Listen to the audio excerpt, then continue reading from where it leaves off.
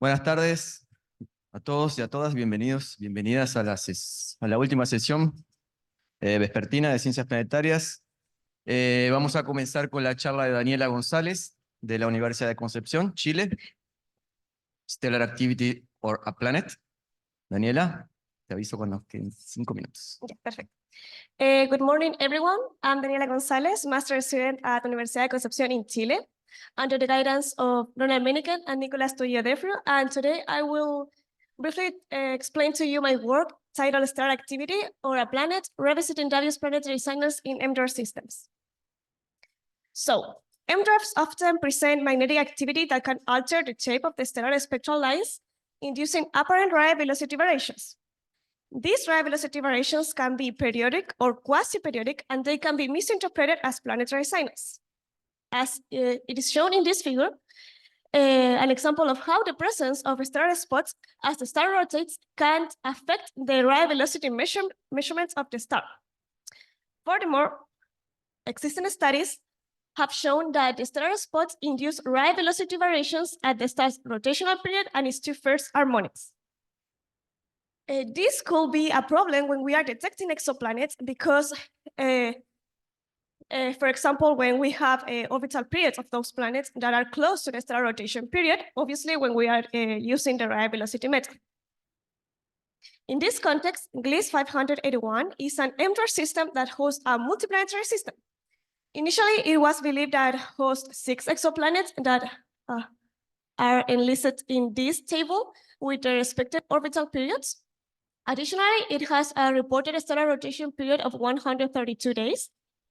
However, this system has been a little controversial when it comes to the number of exoplanets detected, because if we look further at this table, the stellar rotation period is exactly the twice and 4 times the orbital periods of planets D and G respectively. This raises questions about whether these dubious planetary signals are indeed exoplanets or are an artifact of stellar activity alongside the stellar rotation.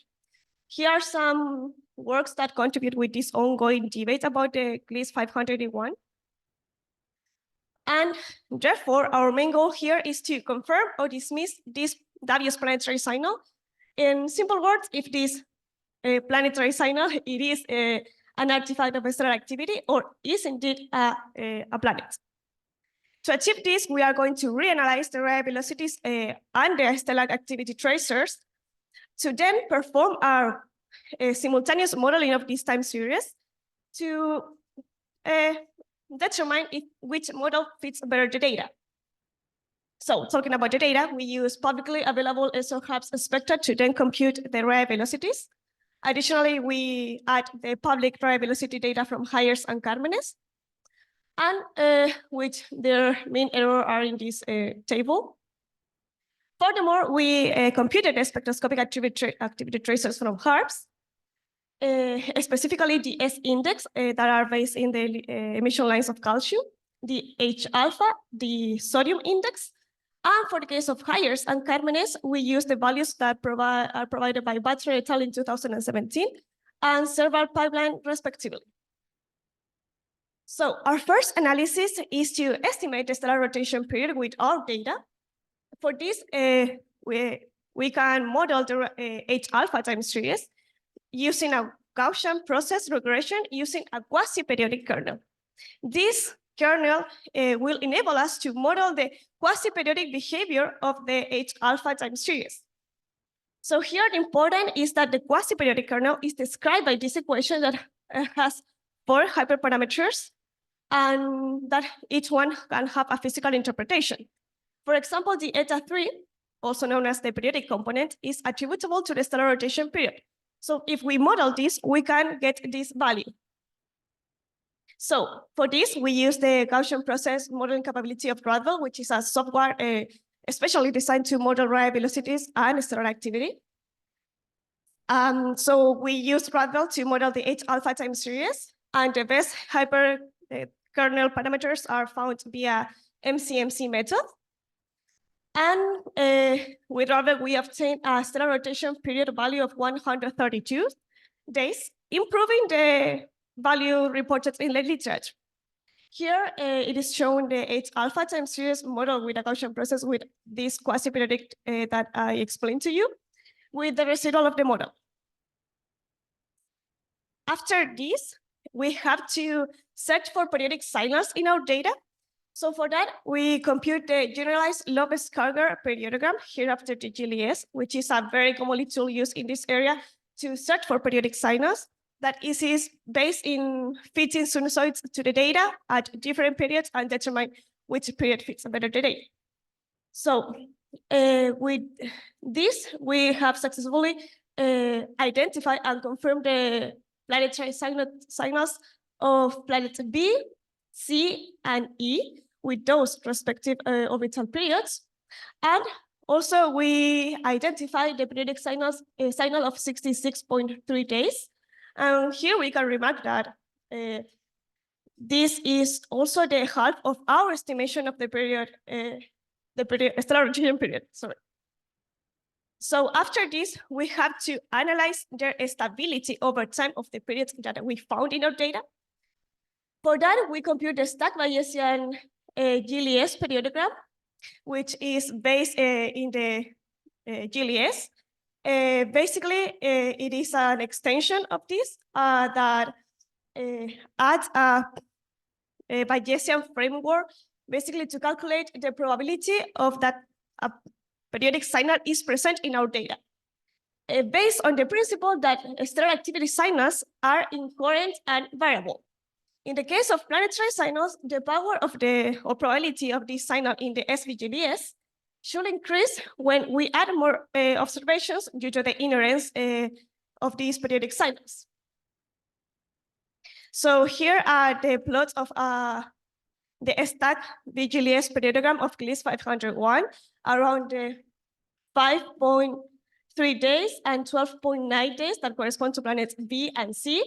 And here, as expected, the level of confidence that a periodic signal is presented in our data is increased as more number of observations we add. However, the SVGLS of the residuals, I mean, after removing the planets B and C, we can see that the signal does not steadily increase as more number of observation is added. And furthermore, it is alongside a 72 days quasi-periodic signal. So after this, we can model these periodic signals that we found in our data with Keplerian orbits.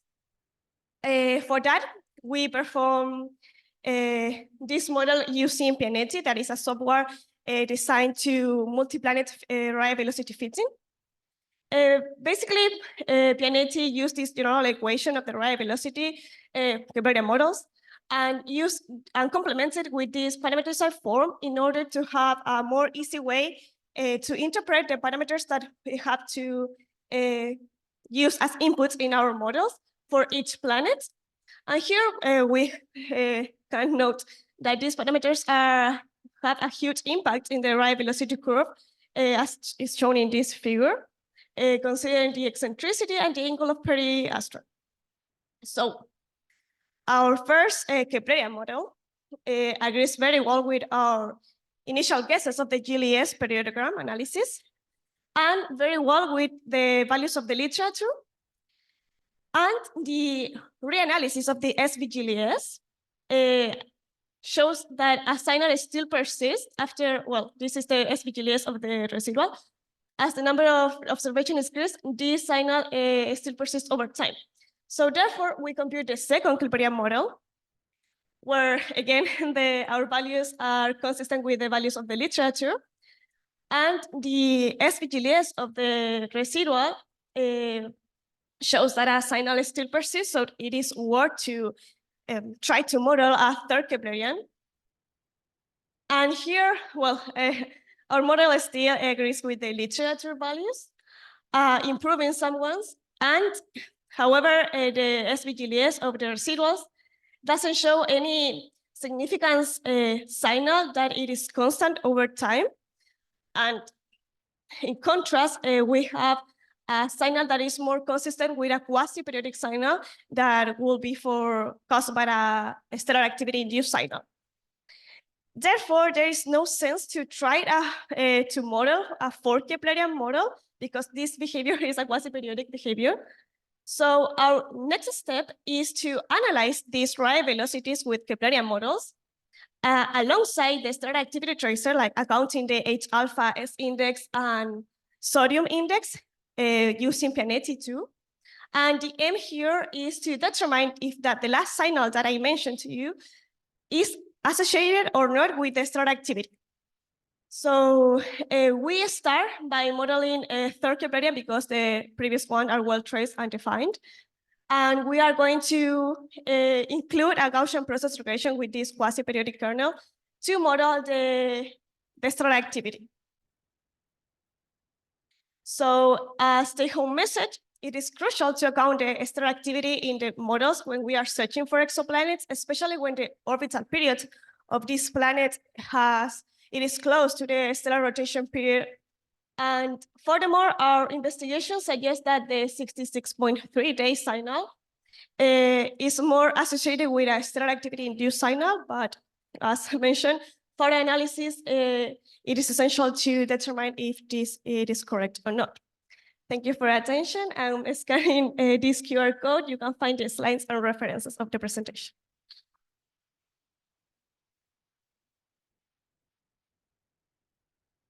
Gracias, Daniela. Tenemos tiempo para preguntas. Por allá atrás. Allá atrás.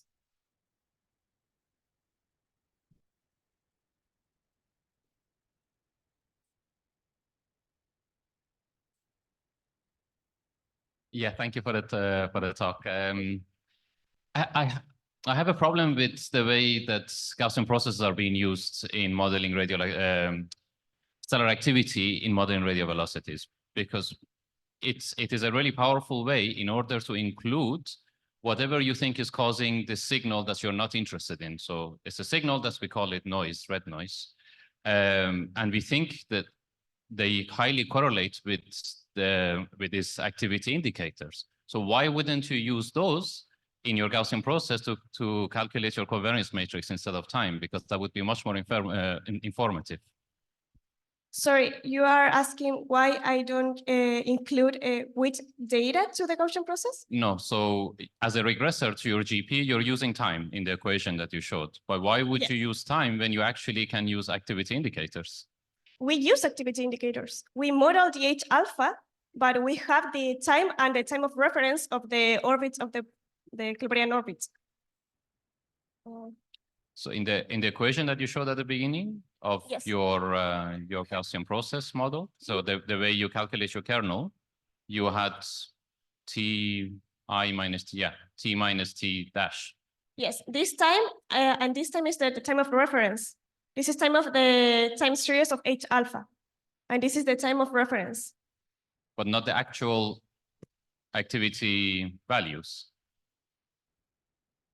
How? Sorry? Because you could actually use those activity values instead of using the time in order to calculate the covariance metric. Maybe we can discuss this later. Yes, but it would be much more informative. Because I use the H alpha values to model the stellar rotation period with this. Okay. Thank you. Tenemos tiempo para una otra pregunta.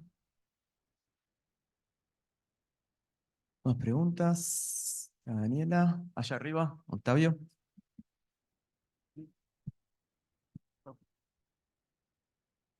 Yes, very interesting talk. I have a curiosity more than a question. It related with the talk of also of Tabaré. Is it possible to perform a dynamical study of the system to see if you put a planet at the 66 period, 66-day period, sorry, if the system is stable or not, in order to reinforce that this period is caused by the stellar activity? It will be a nice analysis, but we use all the Rayleigh velocities and activity tracers to only model the behavior of these periodic signals, not the dynamic. But could be possible to do. I think that is possible. Thank you. Muy bien, agradecemos, Daniela, nuevamente.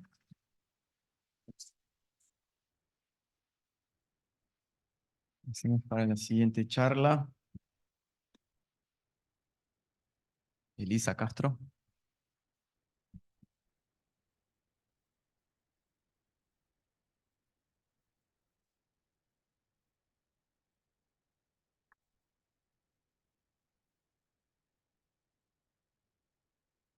Hola, bueno, yo les voy a hablar sobre un trabajo que estuvimos haciendo junto con gente del Instituto de Astrofísica de La Plata, que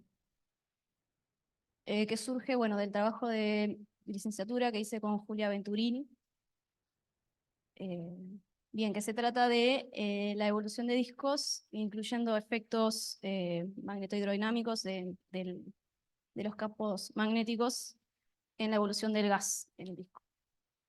Bueno, la idea es que vamos a implementar este proceso que se conoce como MHD winds o disk winds, que en realidad consiste en dos fenómenos que se suelen englobar en ese concepto.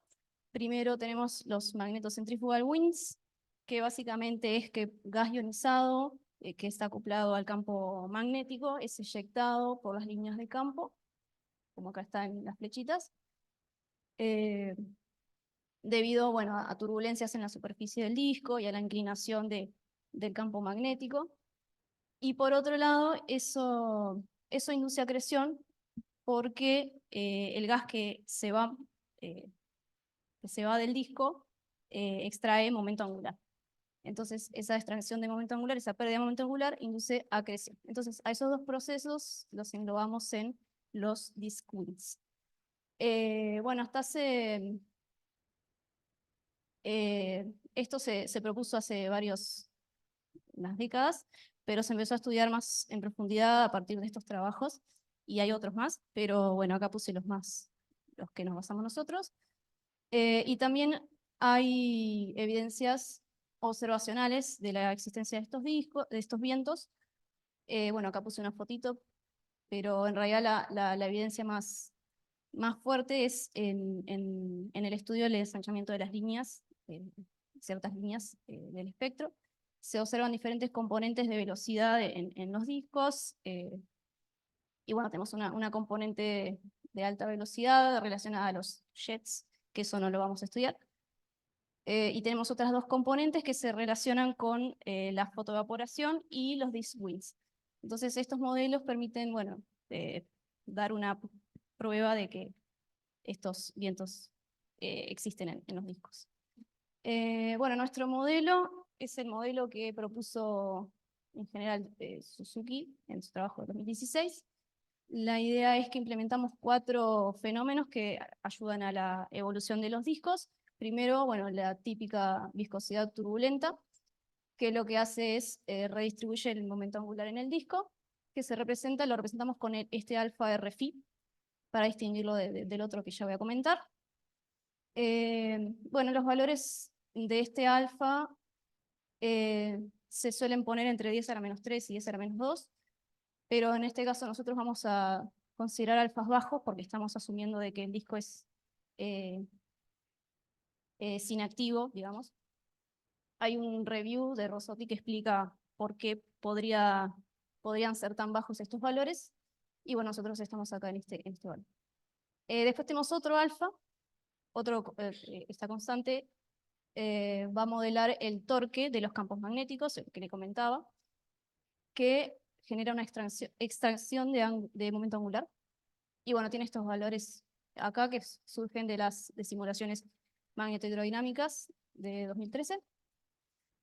Después tenemos el flujo de los vientos, que es básicamente la masa que se va debido a los vientos, que se representa con esta constante adimensionada.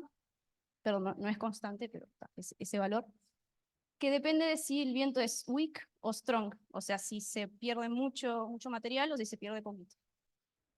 Y por último tenemos la fotoevaporación por rayos X, que usamos el modelo de Owen en 2012. Entonces todos estos fenómenos, estos procesos, están implementados en este código que nosotros usamos para simular la evolución de los discos de gas. Y bueno, acá tenemos el dibujito. Y está acá algo interesante que la viscosidad, o sea, la viscosidad turbulenta, además de generar acreción, genera, digamos, una expansión del disco. Que eso es una de las cosas que se están estudiando para poder caracterizar los vientos, pero bueno, eso es otro tema. Acá, bueno, los resultados preliminares de la evolución de las diferencias cualitativas entre la evolución de los discos con disk winds y los discos sin disk winds. Si miramos la densidad superficial de gas, que es la densidad de gas integrada en la vertical, vemos diferencias bastante grandes.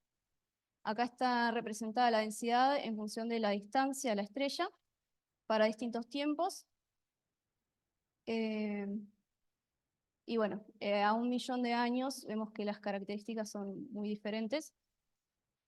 En particular, presentan esta pendiente positiva en la parte interna, que si miramos acá los otros gráficos que muestran mapas de migración realizados para estos discos, vemos las consecuencias de esos perfiles, porque en el caso con vientos, esta parte azul es migración hacia afuera, y en los casos sin vientos no se da eso.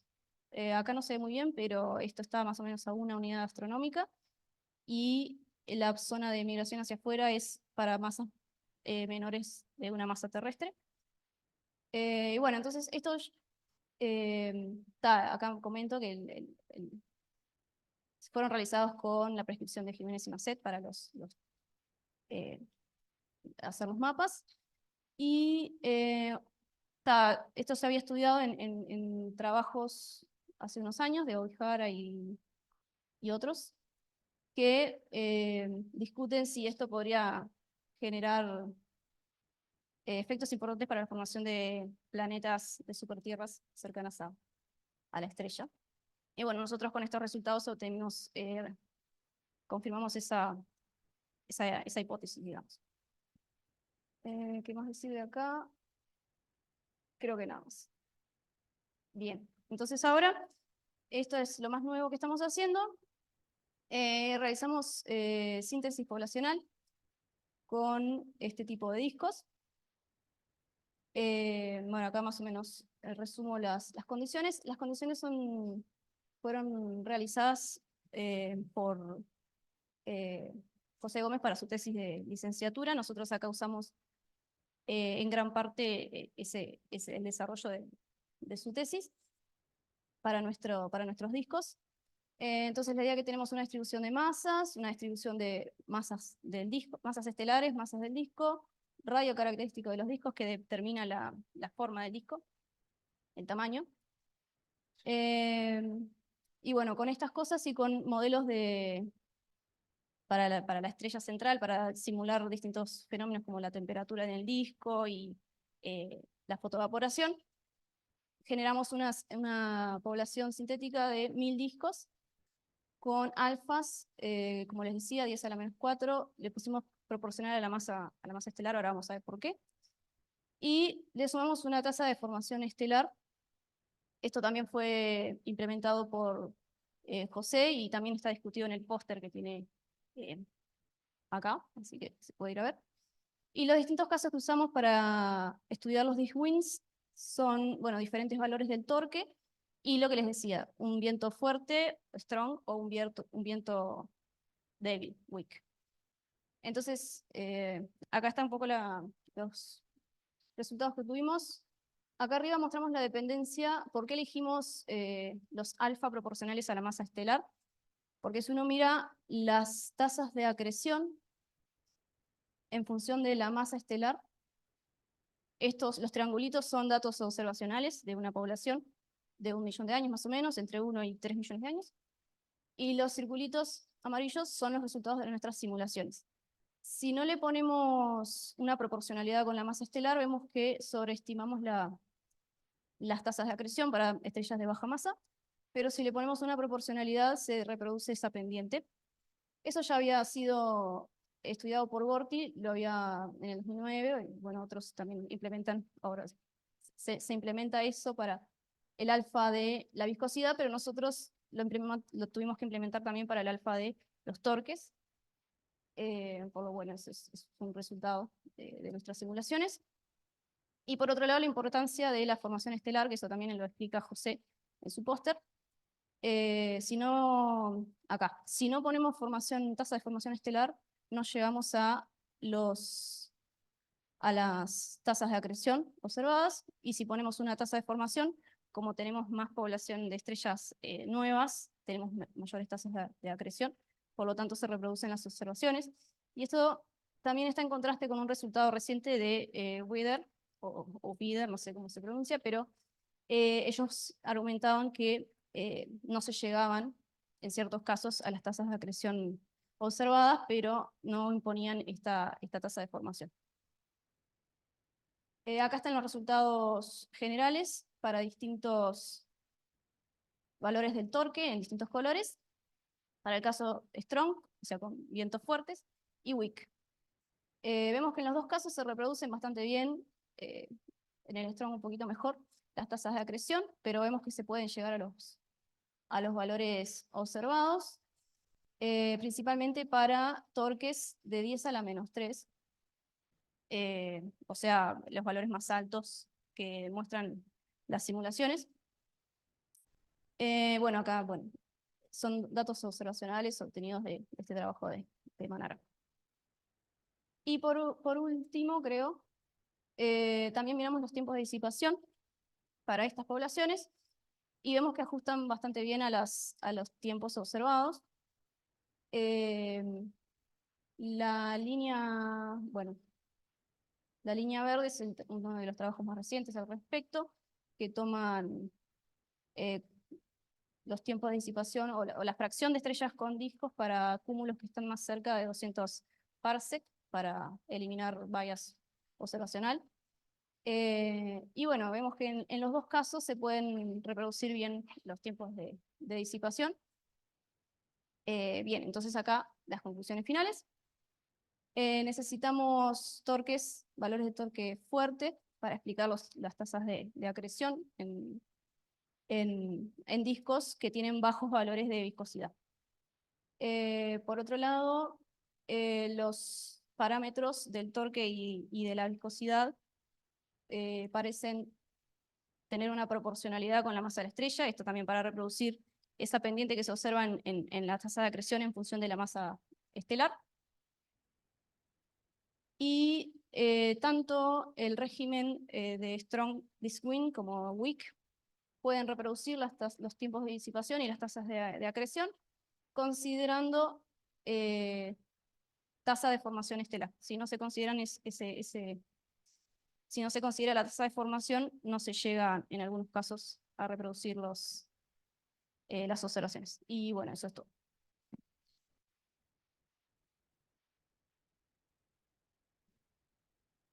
Muchas gracias, Elisa. ¿Preguntas por allí?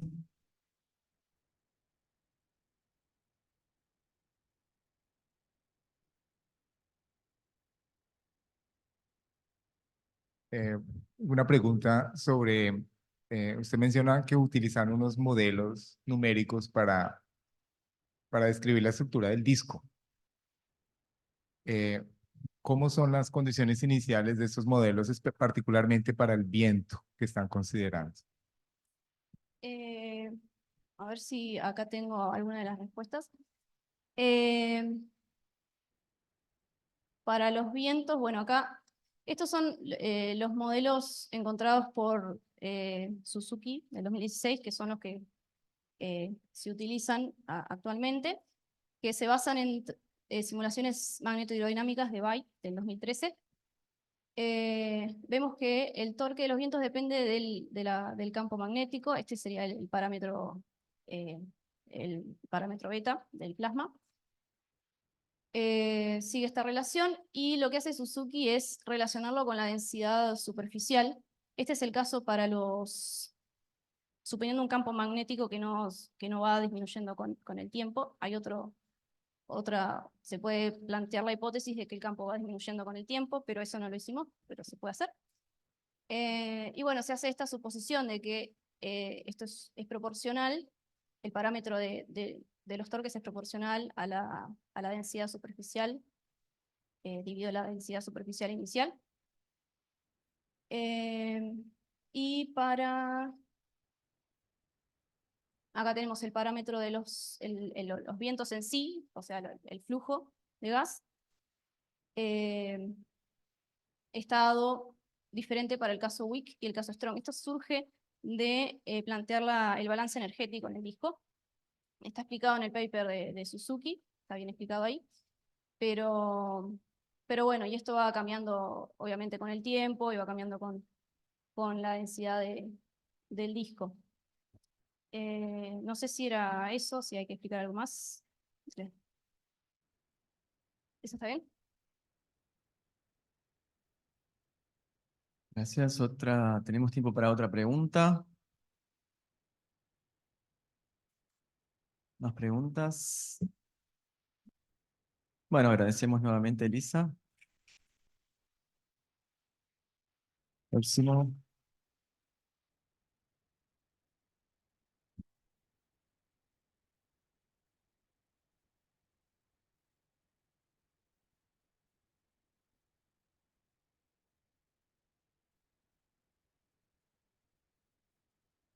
Próxima charla de Matías Montesinos y colaboradores.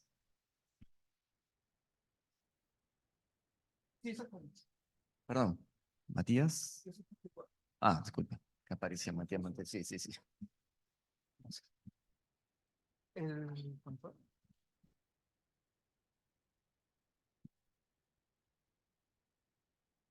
Hi, so I'm Jorge Cuadra. I'm the one giving the presentation today. I work at Universidad Adolfo Ibáñez in Viña del Mar in Chile, and I'm part of the Núcleo Milenio de Formación Planetaria. But the main author of this work is actually Matías Gárate, who is pictured there. Matias is not here because he has become a digital artist. He's doing really cool illustrations about impossible geometry. So if you want to Google him, he does really nice things. And Matías Montesinos, who's giving the next talk, is also involved in this work. So we like to model a protoplanetary disk. We model the hydrodynamics, so how the fluid behaves and how it interacts with any planet that might be around. And to do that, we typically use hydrodynamical codes. And the one I'll be discussing, the one we've been using mostly is Fargo. So it's a 2D code in which you follow the fluid going around the central star and see how planets interact with it. However, typically, or classically, this work has been done with very simple thermodynamics. So for instance, there's a prescription that tells you what's the temperature of the disk at any given distance from the star. For many applications, that's fine. But if we want to study the vicinity of planets, of forming planets, that's not enough. So we have observed this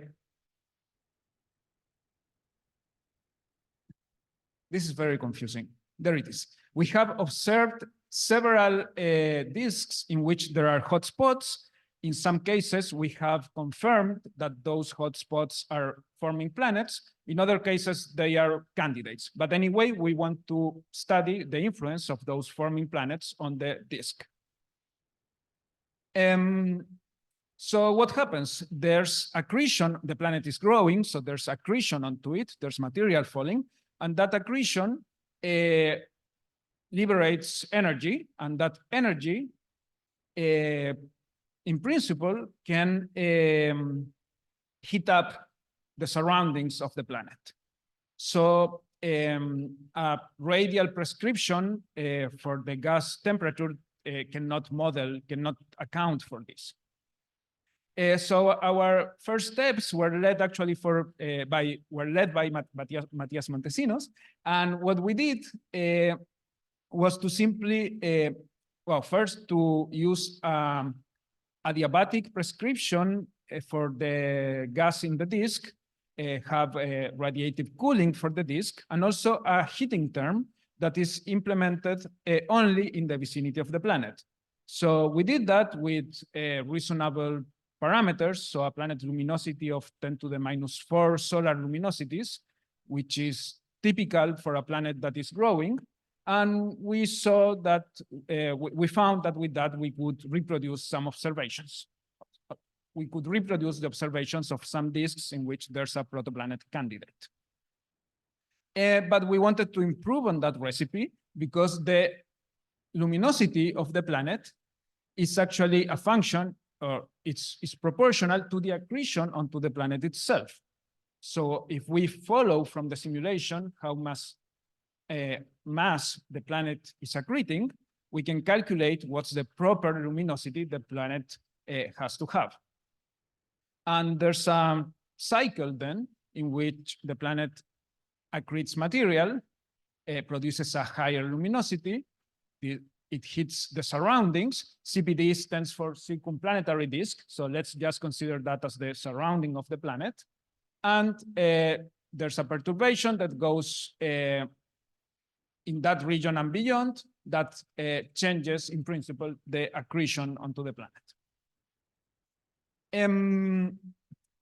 So this was implemented by Matías Gárate, the main author of this work. And what we found is that the accretion, that this feedback effect makes the density close to the planet go down a little bit, and that material gets distributed on the gap. I should have mentioned perhaps that this is a zoom in of a region of the disk close to the planet. So the planet is somewhere here, it's a pixel there, and this is the gap that goes around the star. So this region should be emptier, but it's not, it's somewhat replenished by the material that gets to the vicinity of the planet and gets expelled by the energy of the accretion process.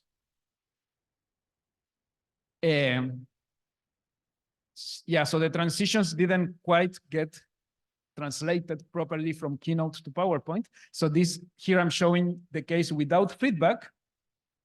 And you can see that the gap is deeper and there's more material close to the planet. This is without feedback. And if I try to go back with feedback, there's more material in the gap and less material very close to the planet. Sorry, I'm going the other way around. That was the average picture, but if we see the evolution, if I show you many snapshots taken from the simulation, as you can see, there's another difference, and that is that there's much more variability. When you are injecting energy into the surrounding of the planet, there's vortices being produced, and they propagate through along the spiral wake that the planet creates, and that changes the morphology close to the planet in a very noticeable way.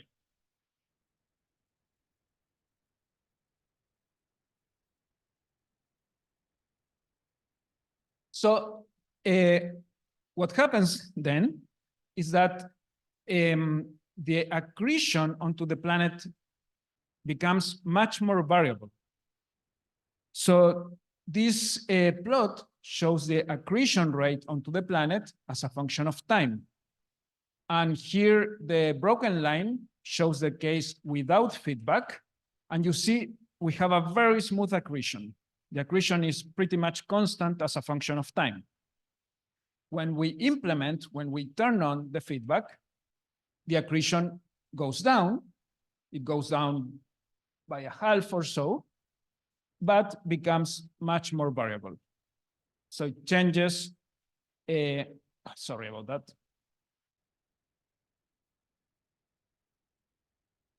changes by 10% or so. That's like the variance, if I recall correctly. And the numbers we get are actually, I mean, even though we bring the accretion down, we bring the luminosity of the planet down, they remain at a range that would be readily observable, so 10 to minus 3 solar luminosities or so, and an accretion rate of 10 to minus 8 solar masses per year. So these are pretty decent numbers for protoplanet, giant planets growing in a protoplanetary disk. We can compare this case of an accreting planet in which feedback is implemented, with a planet that is in an eccentric orbit, for example.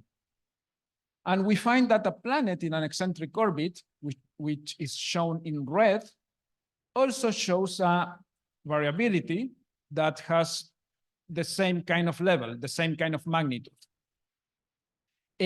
But there is a difference. If you look at, if you see this curve here, which is an eccentric planet with no feedback, and compare it with the red one, sorry, the black one here, which is a circular planet, I mean a planet in a circular orbit with feedback, you see that the variability doesn't look quite the same. Here, it's much more periodic. And one can do this properly. One can quantify this with a analysis of the variability power spectrum. And yeah, basically, when you have eccentricity, you have a very well-defined peak at the frequency, at a frequency that is related to the orbital frequency. But when you have feedback, you have more power everywhere, what is called here broadband noise. So you have more variability at every frequency rather than at a single frequency.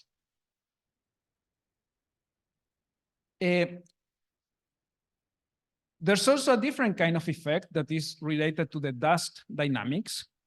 So as I showed you in these figures of the gap, these density maps, you take material from the vicinity of the planet and distribute it along the gap. So if we plot the energy density profile, there it is. If we plot the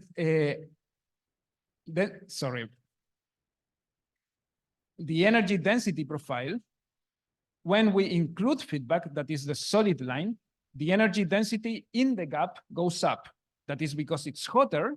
I mean, you are putting energy into it, and also there's more mass, there's more gas density. So, so the density gradient, the contrast, or the pressure gradient, the contrast in pressure between the gap and the surroundings, is weaker. You have a weaker pressure gradient, and that has a strong influence on the dust dynamics. So if you have a weaker pressure gradient, the velocity profile of the disk becomes closer to Keplerian. So that means it's harder to trap dust, the dust that fills the pressure gradient, that tends to go to the pressure maxima, has a harder time doing it. So these beautiful rings of dust that we observe with ALMA are harder to form. Before I finish, let me advertise a poster about a video game which is based on simulations of protoplanetary disks. The poster is not there yet. It's going to be there tomorrow, and we can talk about it tomorrow. So let me go back to my main topic. To summarize, then, we found that when we have accretion and implement a feedback of that accretion in simulations of forming planets, there's an increase in variability of the accretion. That variability, in principle, can be observable and can tell us the kind of variability we get can tell us whether we are dealing with a eccentric planet or with a planet in which this accretion is important.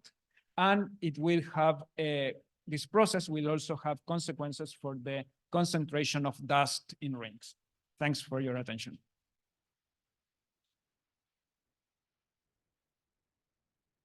Gracias, Jorge. Tenemos tiempo para algunas preguntas por allí.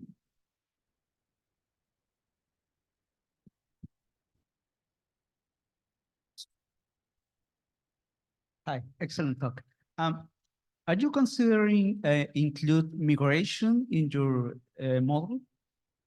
Liberation, you mean? Migrations, yeah, Migration. migration. No, it's really hard. So we tried to, I mean, in these simulations, the planet is fixed. The orbit of the planet is fixed. We tried computing the torque that the planet feels and to see whether there was any change, but the resolution is not enough. Since the effect of the feedback is concentrated around the planet, it really depended on how we were smoothing the potential so the result depended a lot on the numerics. So maybe this is not the best approach to consider migration also. Tiempo para otra pregunta. Más preguntas. Bueno, agradecemos nuevamente a Jorge.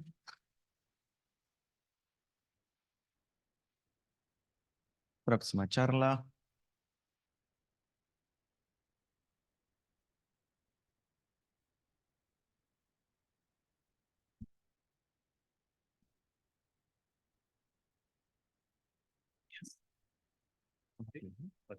Matías Montesinos, ahora sí. Aló.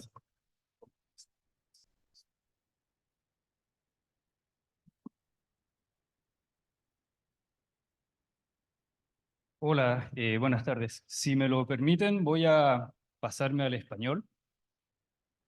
Tengo unos amigos argentinos que dicen que yo no hablo español, que soy chileno, y me recomiendan que hable lento. Entonces yo les voy a hacer caso y voy a tratar de hablar lento. Bueno, lo que les voy a comentar es un trabajo que hemos hecho sobre simulaciones numéricas de planetas acretando. Pero antes déjenme mostrarle aquí imágenes, una colección de imágenes de ALMA en alta resolución. Y algo que aprendemos de estas imágenes es la diversidad de estructuras y tamaños que tienen de estos discos circunestelares. Lo que podemos entender de esto es que detrás de estas formas probablemente hay algún tipo de planeta que está creciendo, evolucionando y que genera este tipo de formas. Obviamente no todas estas formas son explicadas por planetas, pero una gran cantidad de ellos sí lo explican muy bien. Entonces, el reto por excelencia sería hacer observaciones directas de planetas acretando.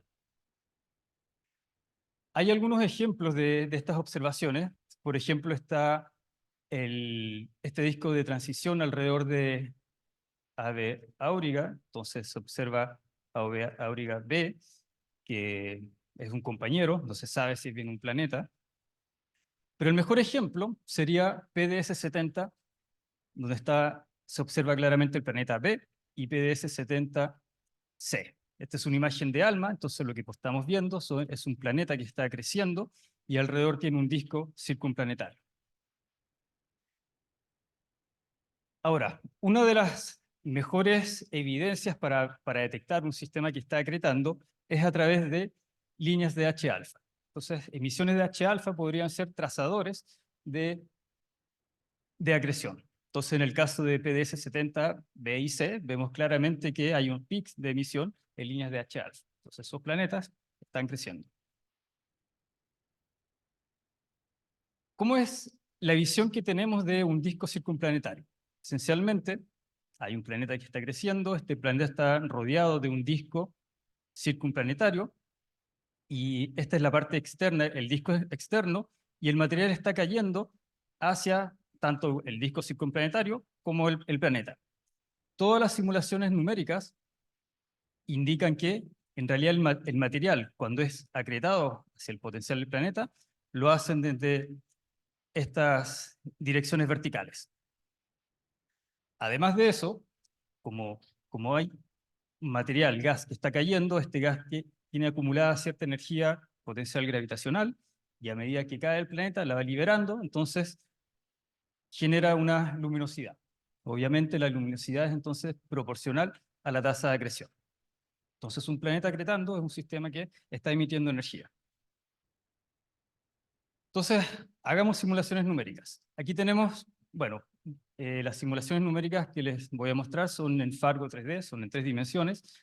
Agregamos este ingrediente de feedback que habló Jorge. Entonces acá está la situación sin feedback y con feedback. El planeta incluye entonces un término de luminosidad adicional. Y bueno, algo que podemos estudiar es cómo el gas se ioniza alrededor del planeta. Entonces, para eso uno puede resolver la ecuación de Saja y puede calcular el grado de ionización. Entonces lo que vemos es que efectivamente aquí hay un planeta tipo Júpiter que está ubicado a una unidad astronómica, y lo que vemos es que alrededor de ese planeta el gas efectivamente se ha ionizado.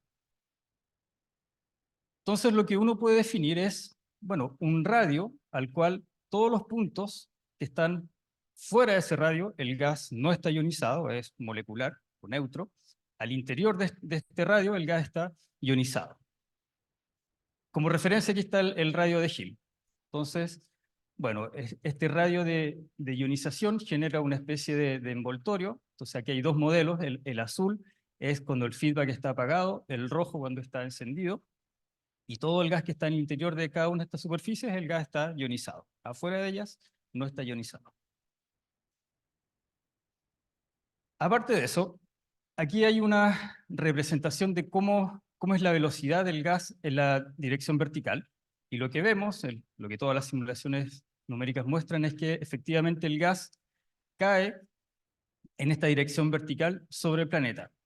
Pero lo que encontramos es que cuando el gas va cayendo, este tiende a detenerse justamente en este punto donde el gas comienza a ser ionizado.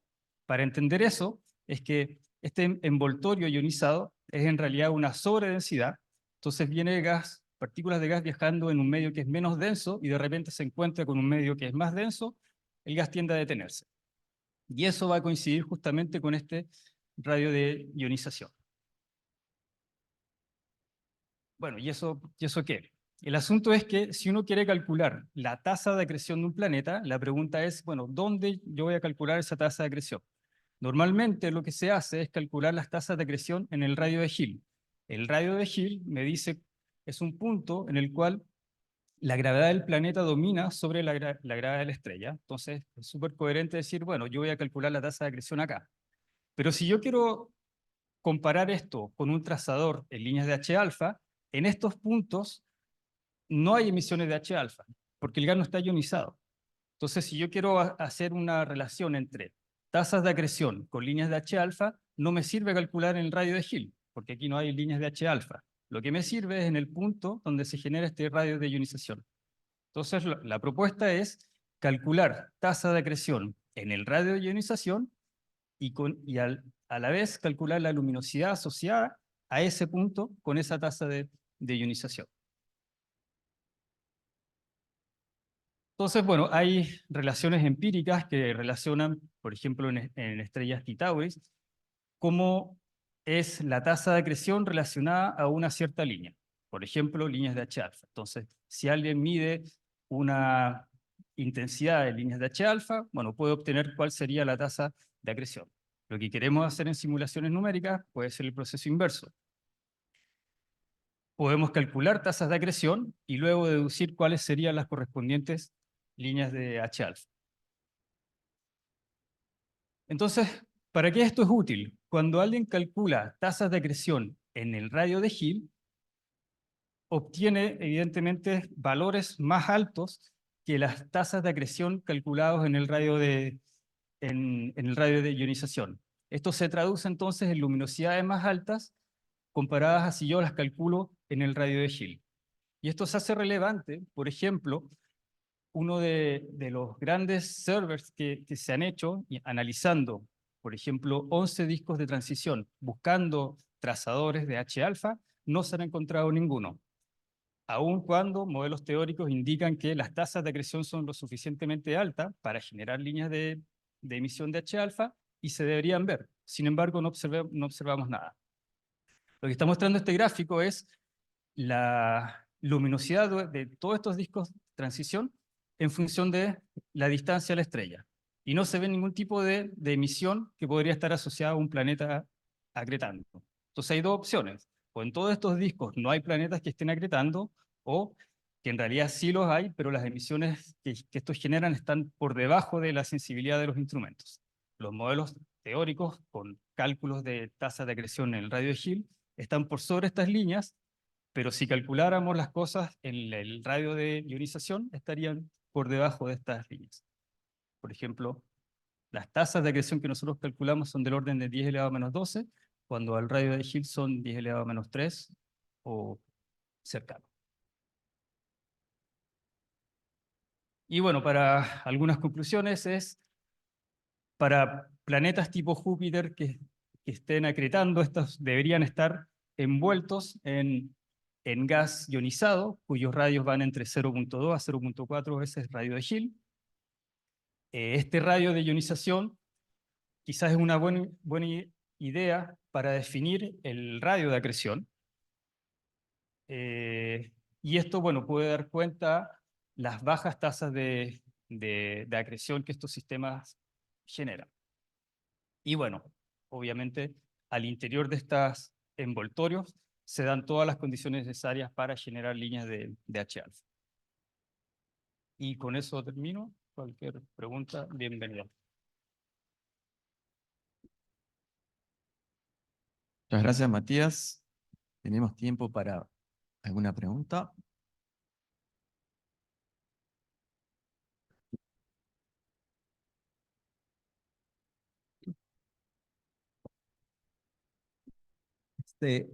No sé si tienes una relación o en tu modelo tienes relación entre lo que es la tasa de acreción estelar a la estrella y la tasa de acreción al planeta. Pienso que deben estar más o menos relacionadas.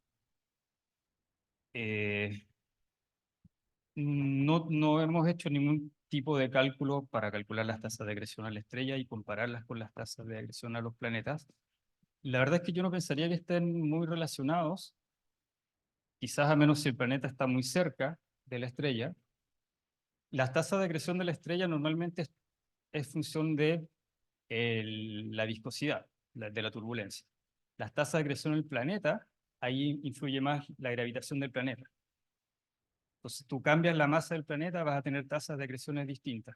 Entonces, no sé si habría una correlación entre la estrella y el planeta de sus tasas de acreción. Sí, pero yo pienso que el material se está moviendo en el plano medio del disco hacia la estrella y entonces está alimentando el gap. Cuando es mayor tasa de Sí. acreción, mayor alimentación al gap. Sí, pero las tasas de acreción a las posiciones que está el planeta hacia la estrella son súper bajas. Con el disco, el gas se va moviendo muy lentito acercándose a la estrella, a menos que esté muy cerca. Entonces, pero podría ser. ¿Tenemos tiempo para más preguntas? ¿Más preguntas para Matías? ¿Octavio? Voy yo.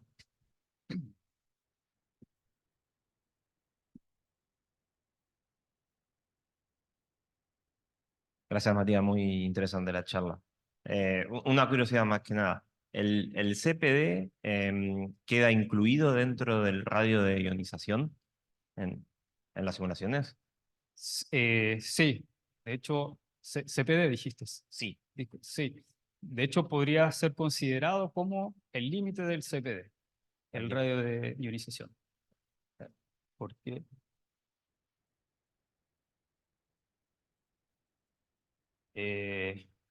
todos los puntos, perdón,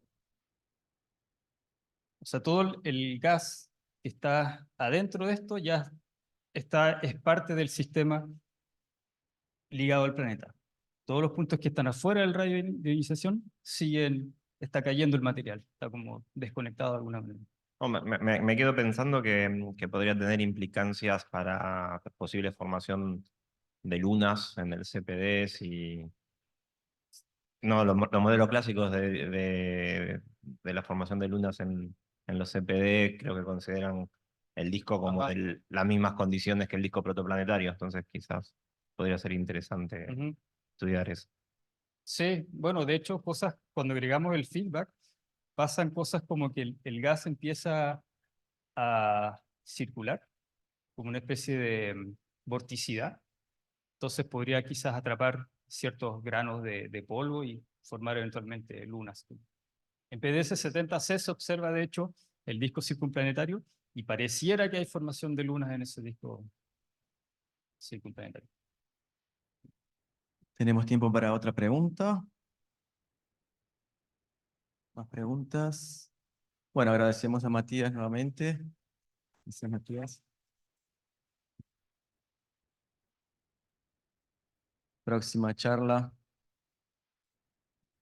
Nelson Callegari, Júnior.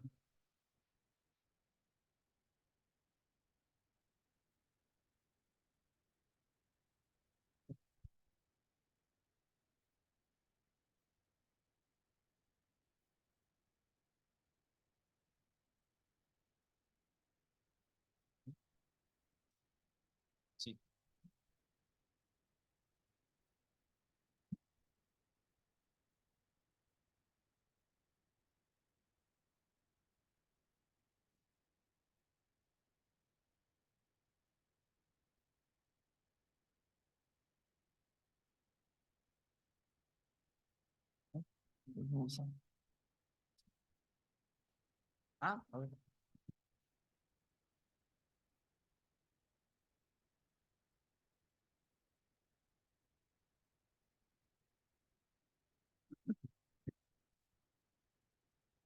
Bom, boa tarde a todos. Eu vou falar em português.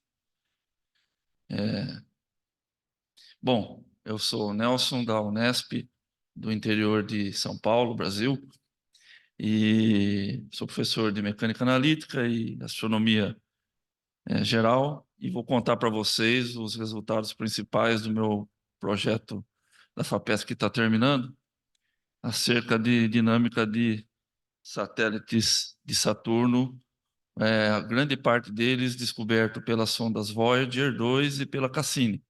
Então, são objetos recentes e eles podem ser divididos basicamente em os objetos que a gente vai tratar. São 15 objetos pequenos, né, da ordem de até 90 quilômetros de raio, médio. O primeiro grupo, que estão localizados na região dos anéis do anel principal G e F, são esses grupos em ordem de distância, mais esses três e seus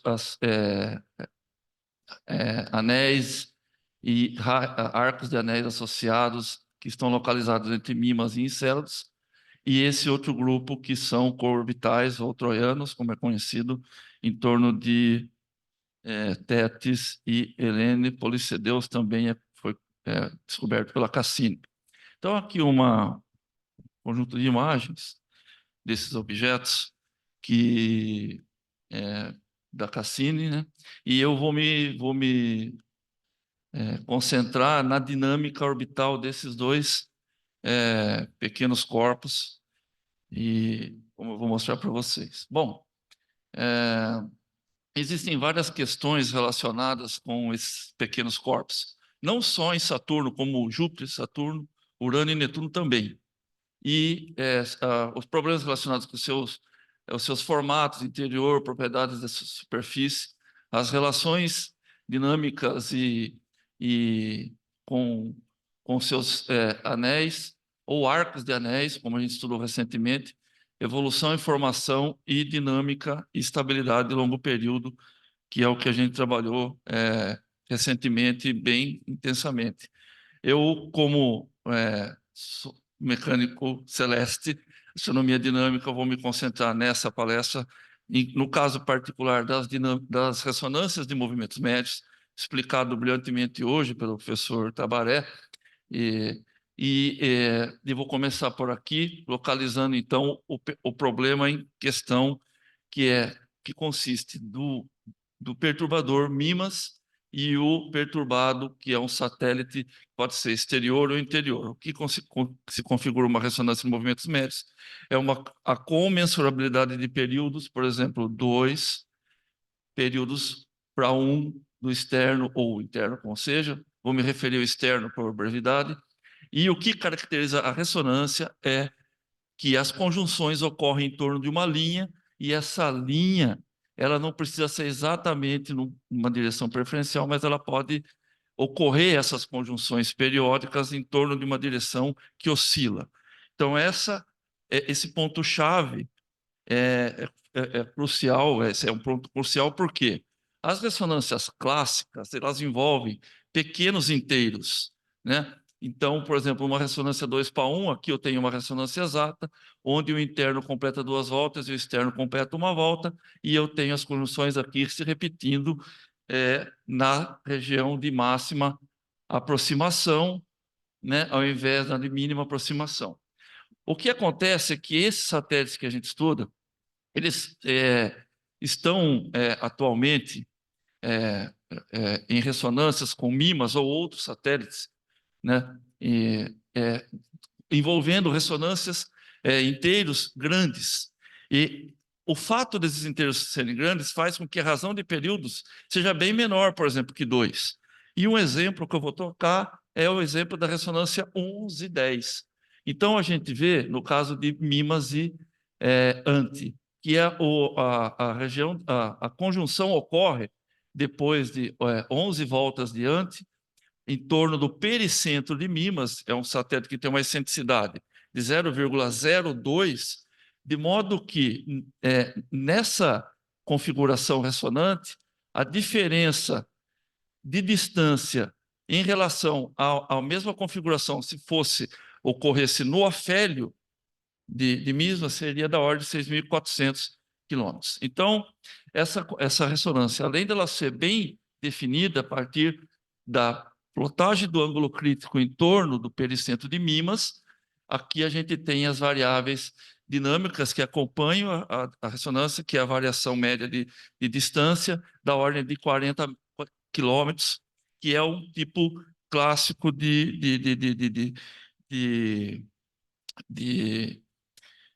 se detectar, né? Uma análise clássica de se detectar o efeito da ressonância na órbita, nos elementos orbitais. No caso, eu esqueci de dizer que eu tirei aqui dos dados do JPL. Então, isso aqui são dados realmente que estão lá na plataforma. Bom, a fim de expandir esses resultados previamente publicados acerca da dinâmica, nós mapeamos o espaço de fase, amplamente já citado aqui em inúmeros trabalhos, mas aqui a gente faz uma grade de excentricidade e semi-eixo maior, que nada mais é a distância média, e o que a gente detectou são, no caso diante, 2 regiões bem distintas, separadas por zonas caóticas verdadeiras de instabilidade dinâmica, sendo que esse satélite, o ANTI, se localiza bem dentro da região de corrotação caracterizada por aquele ângulo crítico, o φ1. O φ2, por sua vez, caracteriza uma libração em torno de um ponto da órbita da partícula, no caso de ANTI. E essa órbita, normalmente, elas se interceptam devido à alta excentricidade com a órbita de Mimas. Esse cenário poderia levar, inicialmente, a se pensar num cenário catastrófico, né, de colisão, mas a gente não pode esquecer que 2 coisas. Primeiro, que as conjunções ocorrem no ponto de máxima aproximação, e segundo, a órbita de Mimas é inclinada de 1,5 grau em relação ao plano do Equador. Então, como essas partículas têm uma órbita quase equatorial, ambos os mecanismos de proteção garantem a estabilidade mesmo nesses nichos, né, mais distantes, né? Muito bem.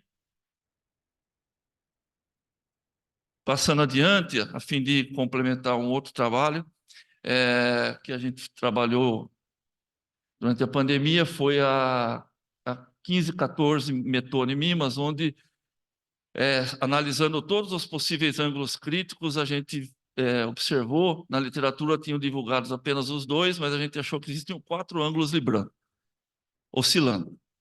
4 ângulos oscilando associados a uma ressonância transforma a ressonância mal determinada do ponto de vista clássico da dinâmica orbital. E a gente conseguiu mostrar que esses 4 ângulos, 1, 2, 3 e 4, fazendo a combinação com o delta var-π, que é a relação secular das órbitas variando as precessões relativas seculares, a gente conseguiu mostrar que, devido ao efeito do achatamento de Saturno, que atua intensamente com o campo não central na dinâmica de todos os satélites próximos do sistema de Saturno, um problema já bem conhecido há séculos,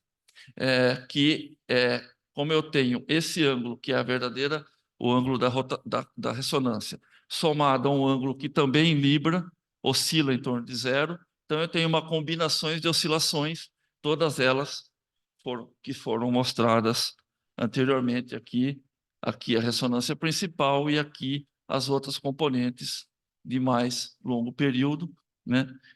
E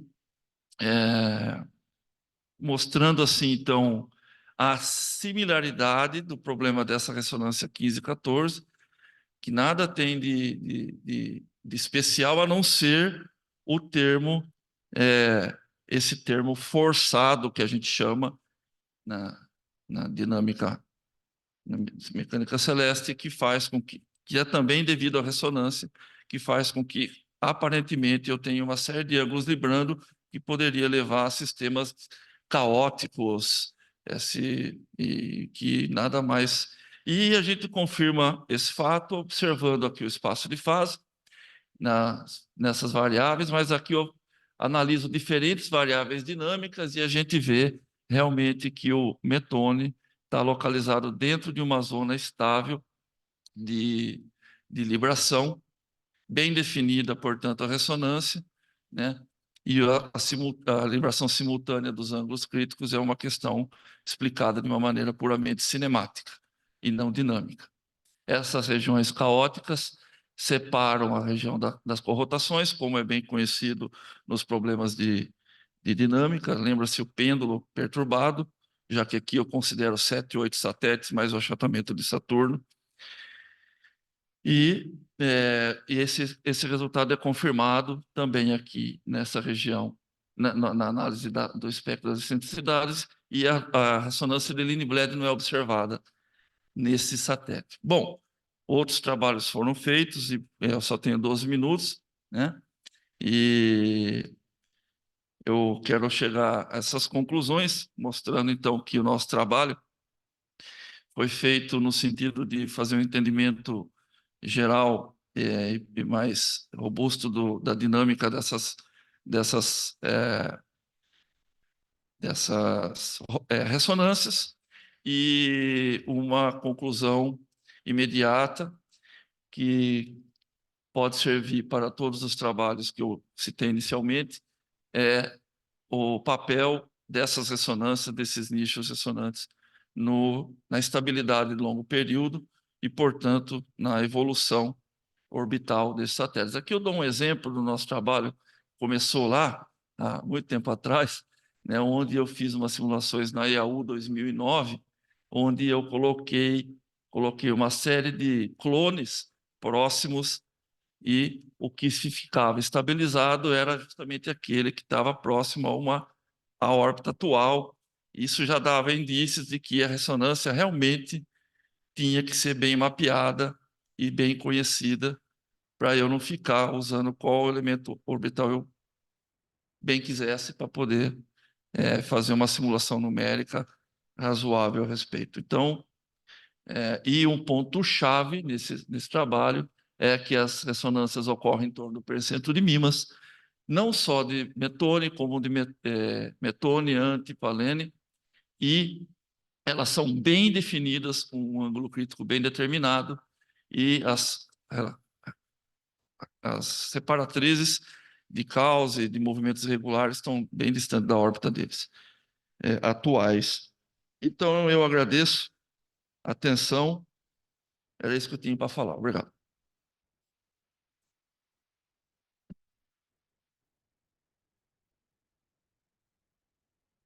Gracias, Nelson. Tenemos tiempo para algunas preguntas.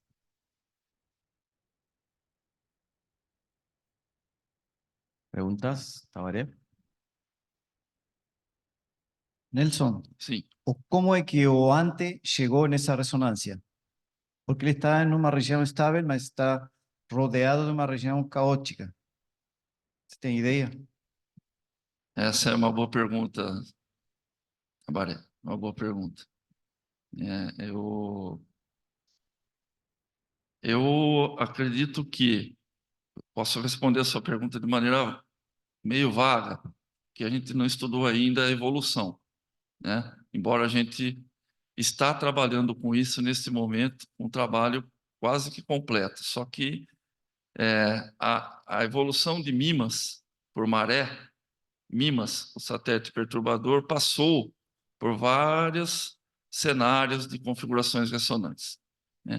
Não só a 1110, 78, 87 e etc. Nesse momento, temos um trabalho onde a gente está parado e vai ser necessário fazer simulações numéricas para estudar as probabilidades de captura estatisticamente, né? Isso ocorre, inclusive, com os outros dois satélites, o Edium e o Metone. Então, esse problema eu respondo de maneira geral, que é um problema em aberto, muito interessante, né? E mais investigação a gente vai ter que fazer. As probabilidades de capturas em cada uma delas é muito baixa, tá? Muito baixa. Então, um conjunto muito grande de partículas passando no sistema de anéis, no caso aí um pouco mais distante, seria necessário para popular pelo menos uma delas, né? Um conjunto de partículas. E além do mais, não deu tempo de falar aqui, eu aproveito a pergunta, temos os arcos de partícula associados a antimetone e Edium, né? Mas aí já é outra pergunta. Obrigado. Tenemos tiempo para otra pregunta. Carolina.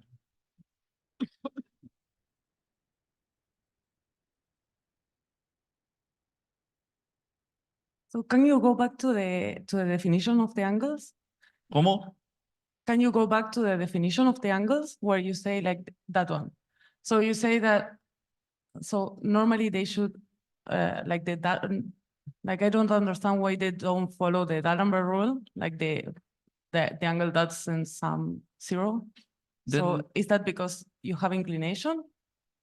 Like sigma 3, phi 3, and phi 4? Like normally the sum of the coefficients is 0 and not here, and I don't see why.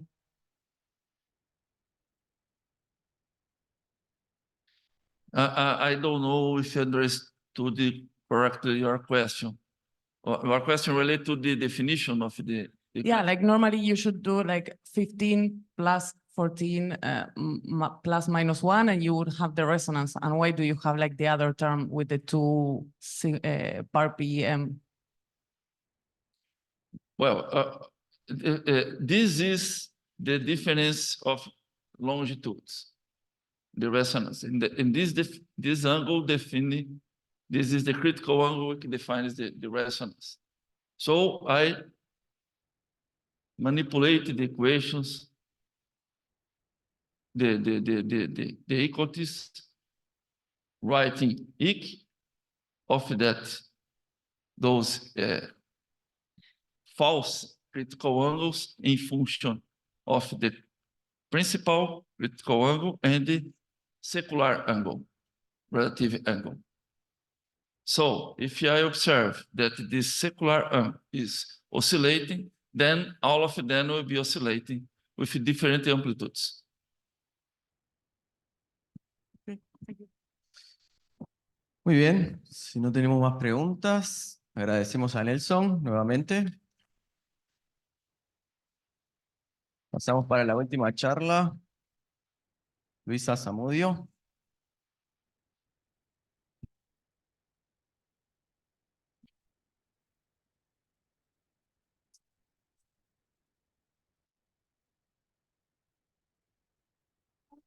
Creo que sí, para mover las manos, ¿no?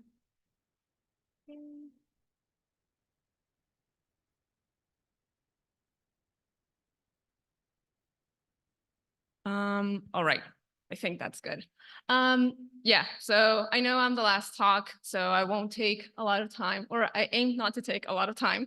And I will be talking about a project that I've been working at Boston University. I am second year PhD student at Boston University, been working with Professor Catherine Espaillat, and I will be showing some of the results from our first year project. So first of all, I'm going to give a brief rundown of the outline that we're going to be following during this talk. I'm going to talk a little bit about the background, the motivation, then following with methodology and results, and finalizing with some discussion and conclusions. Fortunately, we've seen a lot of talks that have mentioned already some background referring to protoplanetary disks and also planet formation. So I don't think I'm going to have to delve too much time into that area. So that's fortunate.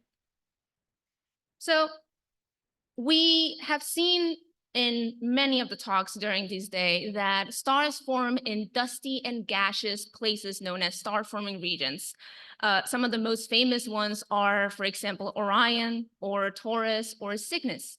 In my case, I am studying at the moment the Serpent star-forming region, which is mainly known to be composed of 4 main groups. Now, these 4 main groups are distinctively characterized by distance or spatial location. So we have Serpens main, we have Serpens northeast, Serpens south, and Serpens far south. Now, each of these, as I mentioned, they are distinctive on their distance to us, and it is a really young stellar region. It is around 1 to 3 million years, their members. One also really important thing to take in mind when we're talking about the Serpent star-forming region is that opposites to, for example, Orion, which hosts OB stars, O and B massive stars that are constantly photoevaporating the ambient that is around it, Serpens lacks massive stars. So the way that the material, the gas and the dust within these regions is being depleted might be by a different mechanism. And as I mentioned, there are star-forming regions. So within them, we're going to have the active formation of stars and also planet formation, which, as we have seen in previous works and previous talks, is not a rare process that happens within these regions. Planet formation or protoplanetary disks in this case are accretion disks that form around young stellar objects, and they're mainly made out of gas, which is 99% of its composition, and a 1% of dust, which, even though it is really small in comparison to the whole structure of the system, makes up a really important part of the planetary formation process. And the way that the gas and the dust within these disks can be depleted is various. It can be accreted into the star, which happens within 10 million years. It can be lost by stellar wind, which is photoevaporation, and can be within 1 to 10 million years. Or it can also be lost by stellar encounter, which is something that might happen in regions where we have a lack of massive stars. But the one that we are going to be concentrating in my work is the usage or the usage of it to form planets, which is something that takes around 3 to 10 million years in time scale. And the young stellar objects can be further classified based on their spectral energy distributions, or also as they're known as, in shorthand, SEDs. And the one type of classification that we are going to be focusing ourselves is the class 2 objects, which are objects that have the contribution in the SED from the photosphere, which is this part. It essentially follows a approximate black body. It's not exactly a black body, but we like to approximate it to a black body. And we are also going to see a contribution from the disk that is around the host star. And the way that we classify the SEDs, the way that we classify the SED for these different young stellar objects is based on the infrared slope that we have in this part of the SED. So class 2 objects are going to have that excess in the infrared produced by the disk that surrounds them. And in this case, I am going to be talking about T-Tauri stars, which are also a type of class 2 objects, and they are low mass and also cool spectral types, around F to M spectral types. But how do we measure, or how do we model a protoplanetary disk?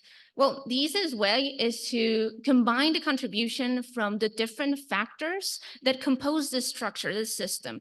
So we take the contribution from the host star, which is going to be the photosphere, and is mainly going to proportionate some contribution in the UV continuum. So it's going to be this blue part over here in the SED. We also combine the inner disk wall contribution, which is going to have a peak emission in the near infrared continuum. And is this part that is being constantly irradiated by the UV radiation from the host star. And finally, we take into account the contribution from the disk, or the outer disk, which goes from mid-infrared into the sub and the millimeter continuum. And is this red part of the SED in this case. And when we sum all of it, we get a combined model, which is this black line over here. So actually, it seems a little bit better over here, so you can appreciate it better here. So the black line here is the combined model of all these 3 contributions. And essentially what we're trying to do is reproduce the multi-wavelength photometry that we have, and if available for each of these sources, follow as well the infrared IRS Spitzer spectra, if we do have it for that object. And this is essentially what the D'Alessio-related accretion disk models do. They combine the 3 factors, or the 3 contributors from the structure, and they give place to a combined model. And out of there, we can get different outputs that correspond to this specific structure that we are seeing. So there are a lot of outputs that we can get. We can get maximum grain size in the surface. We can get maximum grain size in the midplane. We can get as well the dust to gas ratio, the dust settling value. But the one of particular interest in our work is the disk mass, which is going to allow us to get an idea of how much material we have for the formation of potential planets in a future planetary system. And that's why we tie it back into why we're studying this. We are trying to understand how the process from micron-sized pebbles into kilometer-sized planetesimals takes place, which is still kind of a fussy process that we don't understand step by step. We have an idea, but we still do not know what happens from like tiny moment to tiny moment. And something as well is that protoplanetary disks are essential for the formation of planets. And as we have seen in many works, the amount and the size of planets that we have in a system will be directly constrained by the amount of dust and gas that the disk has. So how much dust we have will directly impact the big or the size and the quantity of the planets that we will have in a future planetary system. So what we did was to perform SED modeling for 31 disks around T-Tauri stars in the Serpent star forming region using ALMA fluxes in the 1.3 millimeter band, or band 6 of ALMA. And these are fluxes that were taken from a survey done by Anderson and collaborators in 2022. Now, I'm not only taking the millimeter flux, I'm also taking multi-wavelength photometry, as we can see in these SEDs. And one particular interesting thing that we did was that instead of doing the SED modeling manually, as we've seen, as we had previously seen in this figures over here, these are done manually, but the ones that we are using in this case are automatic, or in this case, I might say that it is implementing an artificial neural network that is based on dyad models, the D'Alessio irradiated models, and also uses a Bayesian approach and Monte Carlo, a Markov chain Monte Carlo method. And this hugely improves and reduces the time that it takes to model these objects. Especially, for example, the dyad models take around 1 to 2 hours to run one combination. So the thing with the artificial neural network that we're using is that it takes about milliseconds to run each of the models that is trying to fit. And the thing is that it's trying to fit 200,000 models, each one milliseconds. And the ones that we see here, the blue lines, are 1,000 models arbitrarily chosen from the ones that were fitted. And if we do see all of them falling within the same region, then we can say that the final model has high coherence or has high confidence. And this is something that was done. So as I mentioned as well, with the dyad models, we can get different outputs from the system. And one of those outputs is the disk mass. And this is what we obtained. So first, we need to also take into account how the dust calculation or the dust quantity in these disks is usually done. So normally, we do not use a lot of artificial neural networks to calculate the parameters within these disks. So what is done is that they assume, or we use the Hildenbrand 1983 approach, which uses this equation to calculate the dust mass based on the flux in the millimeter. In this case, obviously it's going to be the flux in the reference wavelength, but for our case, it's going to be in the millimeter. And what we see is that consistently, the SED-derived dust masses for our star-forming region, in this case, the Serpent star-forming region, is much greater than the ones that are calculated using only the flux. And why is this so? Because when we're calculating using the flux solely, we are assuming that the disk is optically thin throughout all the millimeter wavelengths, which is not true for very massive disks. And this is something that has been seen in previous works done by Rillinger et al. 2023 and multiple other star-forming regions that differ between ages. From 0.5 to 10 million years, they've seen consistently that the SED-derived dust masses are 1.5 to 5 times greater than the ones that are reported in the literature. And this is something that we can see here in this graph. This is the black line is the 1-to-1 fit, and the colored line is the best fit to the objects that we have here. And we are comparing the dust mass from our work to the dust mass obtained from the Anderson et al. 2022 fluxes. And we do see that when we are assuming a temperature profile of a constant temperature of 20 Kelvin, there seems to be a discrepancy, a greater discrepancy for really high mass disks. And this is something that we see as an overestimation of 1.9 factor. And something similar, but not as much or not as prominent, is seen when we assume a temperature profile based on the luminosity of the object. And we see a similar thing. As well, we do see that Serpens exposes a dust depletion that corresponds with the dust depletion relationship of dust mass being inversely proportional to the age of the star-forming region. And we see that for younger regions, the dust mass quantity is going to be greater than for really old regions. And actually, this is much, or better appreciated when we see these probability density distributions for the dust masses. And we do see that the red line over here is a median for all of the regions. It's a shared median, which is around 6.32 Earth masses, while the blue line is the median for that specific region. And for younger regions, we're going to have that the blue line is going to be above the median, the shared median. And something that happens for Serpens, Taurus, and Lupus, which are known young regions. And something different happens for Upper Scorpio, for example, which is 5 to 10 million years and has a median that is below the shared median.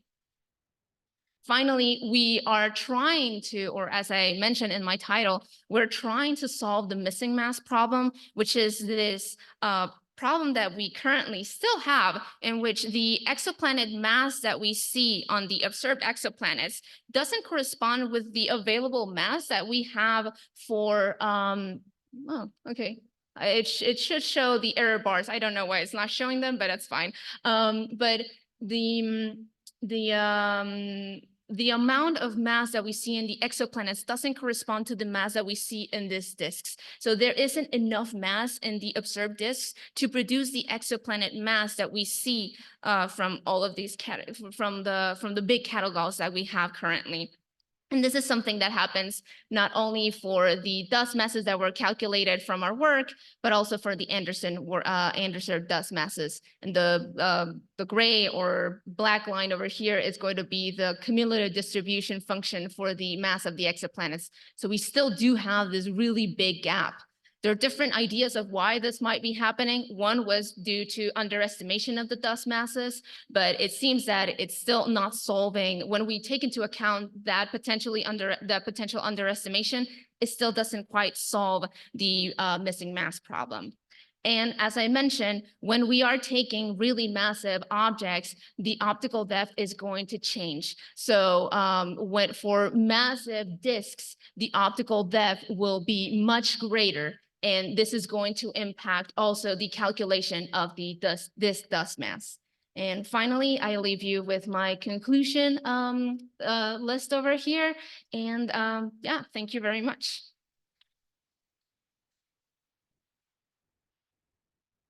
Gracias, Luisa. Tiempo para alguna pregunta corta. Here. Yeah.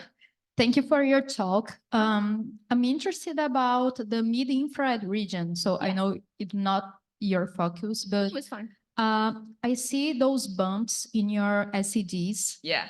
Okay, so those are actually quite nice. Those are the silicate features. So this is something that you're going to see a lot in SEDs for, yeah, here they are, right? These little bumps over here. Yes. Yeah, so this is the silicate feature. So when you have, as I showed in this structure over here, you can see that you have this part over here that is going to be the dust inner rim or the inner disk wall. That is going to be constantly irradiated by the UV radiation from the star, and it's going to be emitting. It's going to be just really, really hot. And that contribution is going to be translated into these little peak that we have here of the silicates around the 10 micron range. So this is something that we consistently see for full disks class 2 objects. So that's why it is there. Yeah. Thank you. Última pregunta. Yeah.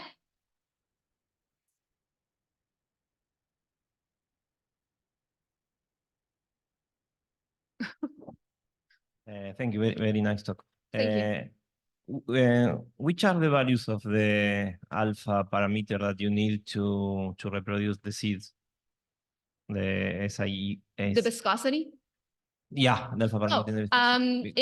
Well, in this case, we are taking flat priors. So we are assuming flat priors for the artificial neural network. And after it runs through the 200,000 steps, it gets closer to the best alpha parameter that fits the SED that we have. So essentially, it's going to be this alpha parameter over here for the disk viscosity. So we are assuming a flat prior initially, and then we're just letting the artificial neural network run. So, yeah. Oh, okay, but the I don't know. You have a mean value for the alpha parameter?